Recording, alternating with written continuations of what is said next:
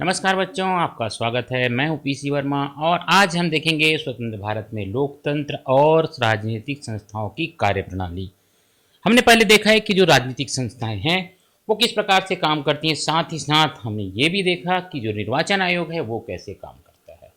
और आज हम देखेंगे कि भारत में आम चुनाव, प्रथम आम चुनाव 1952 में जो हुआ था वो कैसे हुआ था और किस प्रकार से उसने अपना पूरा काम का संपन्न किया था। चूंकि राजनीतिक संस्थाएं जो होती हैं, हमने देखा कि आज के समय में जो निर्वाचन आयोग है वो बहुत हद तक सशक्त हो गया है, बहुत सारी सूचनाएं उनके पास जमा है। लेकिन जब देश आज़ाद हुआ था तो उस समय की परिस्थितियां कुछ भिन्न थी। तो उस समय की स्थितियां और समय के साथ साथ क्या क्या विभिन्न प्रकार की चैलेंज आए, चुनौतियां आई और समय समय पर किस प्रकार से हमने उसको हैंडल किया और उसके आधार पे हम आगे बढ़े, ये हम चीज़ें देखेंगे कि किस प्रकार से समय समय पर विभिन्न प्रकार से देश में अलग अलग क्रियाकलाप हुए थे।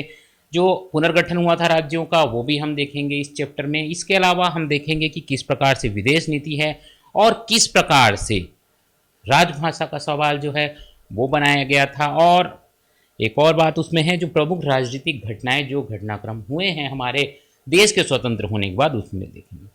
तो आज की इस वीडियो में हम देखेंगे कि प्रथम आम चुनाव में क्या हुआ था और किस प्रकार से पूरी प्रक्रिया का संपादन किया गया था। तो बच्चों, आप जानते हैं कि जो निर्वाचन आयोग है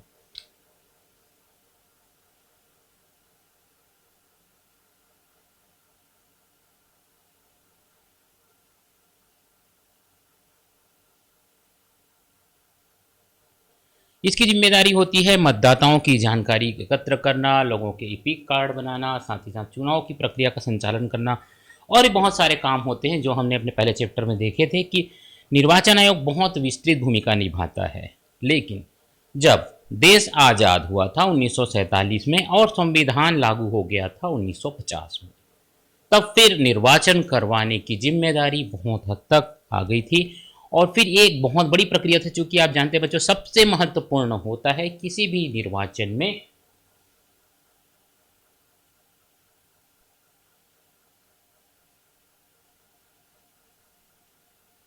मतदाता सूची। ये सबसे महत्वपूर्ण है किसी भी चुनाव में।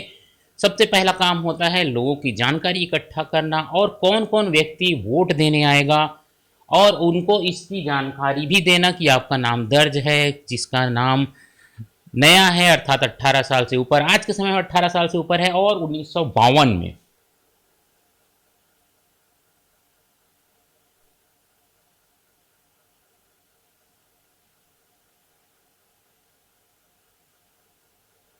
21 वर्ष था। अब देश में आप समझ सकते हैं कि हमारा देश कितना विशाल है और यहाँ पर 21 वर्ष से ऊपर के लोगों की आय, जिनकी आयु हो चुकी है, उन समस्त लोगों की जानकारी इकट्ठा करने का काम सबसे पहले ये 1952 में किया गया, क्योंकि सारे लोगों को शामिल करना था, अर्थात जो जनसंख्या थी। और ये लगभग 18 करोड़ लोग थे।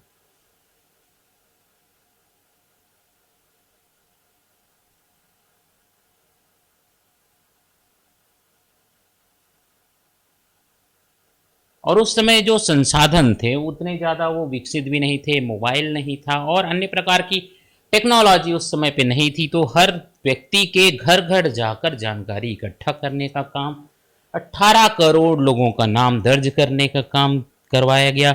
बहुत सारी तैयारियां करनी पड़ी, चूँकि एक बहुत ही विस्तृत ये काम था। और चूँकि ये जो काम था ये इतना ज़्यादा विशाल था कि इसमें पूरे सारे सिस्टम को लगाना पड़ा था। सबसे पहले लोगों की मतदाता सूची तैयार करवाई गई, 1952 में ये काम हुआ था। तो इसके लिए बहुत लंबा काम लोगों को करना पड़ा और मतदाता सूची किसी भी प्रकार से तैयार की गई। क्योंकि भारत की जो स्थिति है, आपने भी देखा है कि भारत बहुत बड़ा विस्तृत फैला हुआ है, तो इसके लिए जानकारी तैयार करने का काम किया गया। और इसके साथ साथ चूंकि यहाँ पे हमने देखा है जो भारत की भौगोलिक स्थिति है, वहाँ पे यातायात भी आसान नहीं है, लोगों का जाना आसान नहीं है। साथ ही साथ लोगों को ये भी सिखाया गया, बताया गया कि आपको मतदान में भाग लेना है, निर्वाचन का क्या महत्व है ये समझाया गया कि इसको करने से आपके प्रतिनिधि बनेंगे, आपको वोट देना जरूरी है और भी बहुत सारी चीज़ें जो कि आपने देखा होगा कि आज के समय में भी बहुत हद तक प्रचार प्रसार होता है, लोगों को ये बताया जाता है कि आप वोट डालिए, क्योंकि ये एक महत्वपूर्ण काम है। तो इसके बावजूद भी 100% जो 100% मतदान है, 100% मतदान,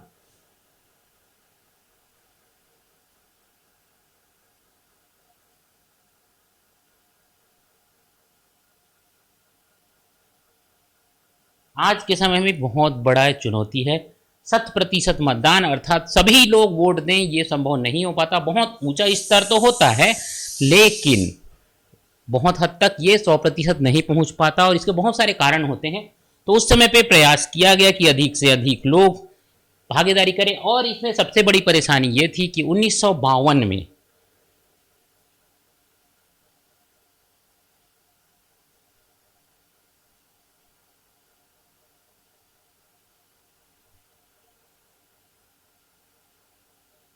कुल आबादी के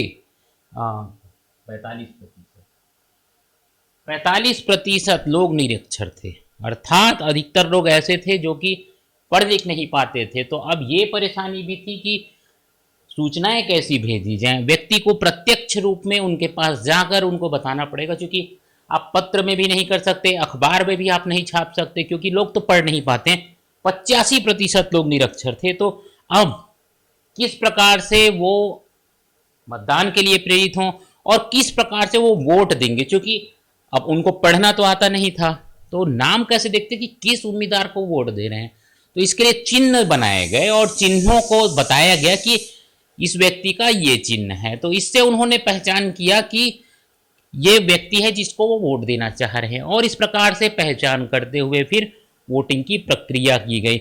मतदाता जो था उसे ये, साथ ही साथ जो सेक्रेसी है उसे भी मेंटेन करने के लिए बहुत हद तक काम किया गया। और इसमें यह किया गया कि अलग अलग बॉक्सेस बनाए गए, हर कैंडिडेट के लिए एक बॉक्स बना, और जो भी व्यक्ति उस कैंडिडेट को वोट देता था, अर्थात एक बैलेट पेपर तो बनाया गया था, तो उस बैलेट पेपर में सील लगाकर जिस प्रत्याशी का बॉक्स है उसमें डाला जाता था। तो इस हद तक ये माना गया था कि कुल मिलाकर जो 1952 में जो प्रथम आम चुनाव था, तो इसमें वयस्क मताधिकार का प्रयोग किया गया, अर्थात 21 वर्ष से ऊपर की जिनकी आयु थी, चाहे महिला हो, पुरुष हो या वृद्ध हो, जो भी हैं, तो उनको वोट देने का अधिकार मिला। बहुत सारे लोगों ने इसमें वोटिंग किया, दूर दूर के केंद्रों तक।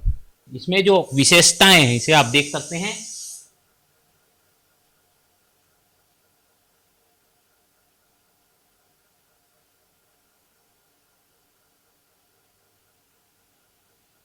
वयस्क मताधिकार का प्रयोग किया गया, और इसमें सुदूर देश क्षेत्रों में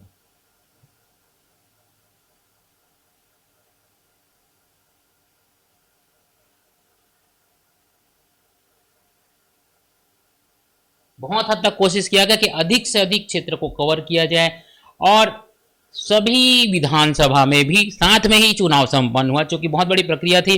तो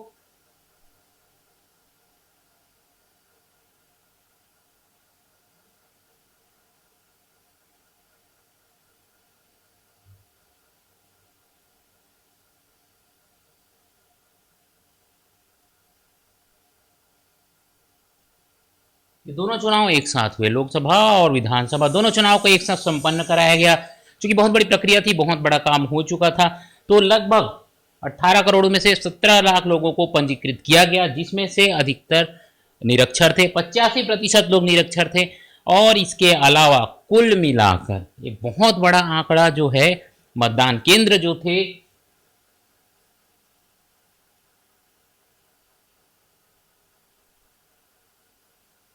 ये आप आंकड़ा देख सकते हैं, 2,24,000 मतदान केंद्र।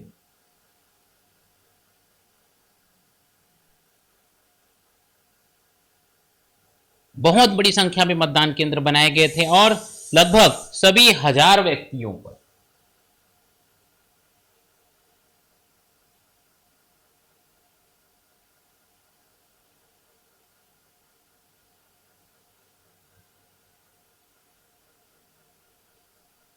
अर्थात एक मतदान जो केंद्र था वहां पर 1000 व्यक्ति मतदान कर सकते थे, और 10 लाख कर्मचारी जो हैं, 10 लाख अधिकारी कर्मचारी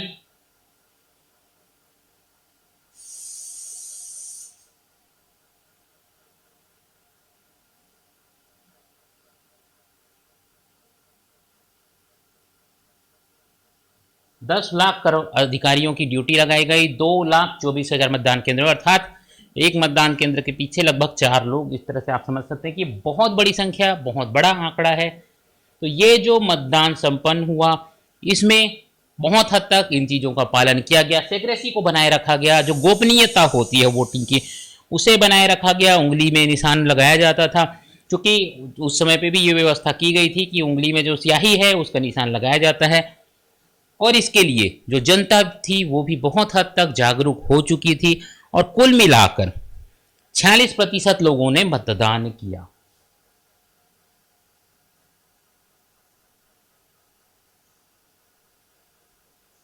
प्रथम चुनाव के आधार पर यह 46% मतदान बहुत बड़ा आंकड़ा है, चूंकि अधिकतर लोगों ने मतदान प्रक्रिया में भाग लिया। इसमें भी 40% महिलाएं थी जिन्होंने अपना वोट दिया था और कुल मिलाकर 46% लोगों ने मतदान में भाग लिया। बहुत बड़ा आंकड़ा है।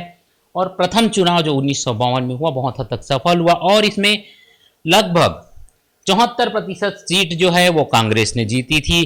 चूंकि मतदान बहुत भारी प्रतिशत हुआ था और इससे लोगों की जागरूकता का पता चलता था, चूंकि प्रचार प्रसार बहुत किया गया था लोगों के बीच, अधिक से अधिक बहुत बड़ा अमला जो था उसे भी लगाया गया था। 10 लाख अधिकारियों की ड्यूटी इसमें लगाई गई थी।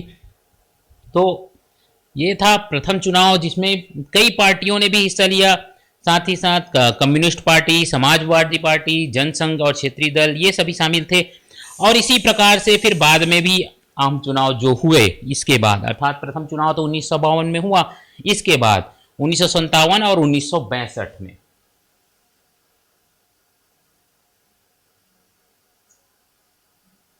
अब ये जो चुनाव हुए 1957 और 1962, इसमें भी कांग्रेस का ही दबदबा रहा और दूसरी पार्टियां जो थी वो 10% से अधिक मत हासिल नहीं कर पाए थे। इसके बाद फिर चुनाव का रुख बदला। आने वाले समय में लगातार कांग्रेस की सरकार बनी 1952 में, 1957 में, 1962 में।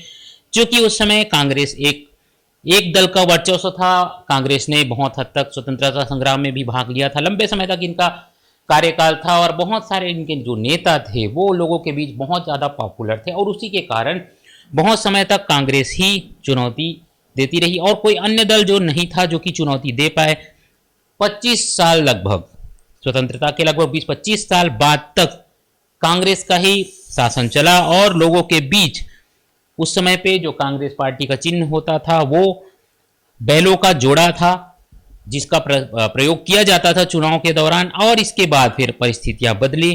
तो यह है बच्चों पहले चुनाव में क्या क्या हुआ था। और इसके बाद जब अगले चुनाव हुए तब मतदाता सूचियों को और अधिक संधारित किया गया और अधिक निर्वाचन आयोग को अधिकार दिए गए जिससे वो निष्पक्ष होकर काम कर सके। और इसी का परिणाम है कि प्रारंभ में तो कांग्रेस का वर्चस्व रहा, लेकिन बाद के आने वाले चुनाव में अलग अलग दलों ने प्रमुखता से भाग लिया और अपना स्थान बनाया। चूंकि हम जानते हैं कि यदि कोई दल है, अकेला दल है, तो वहां पे आप परिस्थितियों को पूरी तरह से ये नहीं बोल सकते कि जनता जो है शुरुआत में तो उन्होंने इस तरह से वोट दिया कि उनके जो नेता थे, जो उनके बड़े लोग थे, कांग्रेस के जो नेता थे बहुत पॉपुलर थे उस समय पे और वे स्वतंत्रता आंदोलन में लगातार जुड़े रहते थे और उसी के कारण से कांग्रेस को उस समय बहुत मिला। लेकिन बाद में लोगों ने समझना प्रारंभ किया कि एक दल से काम नहीं चलने वाला है। अलग अलग मुद्दों के आधार पे और अलग अलग परिस्थितियों के आधार पे लोगों ने फिर दूसरे दलों को भी देखना समझना प्रारंभ किया और इसी से जो जनता है उनके विचार जो थे वो और अधिक परिपक्व होते गए और समय के साथ साथ हमारा लोकतंत्र और मजबूत हो गया।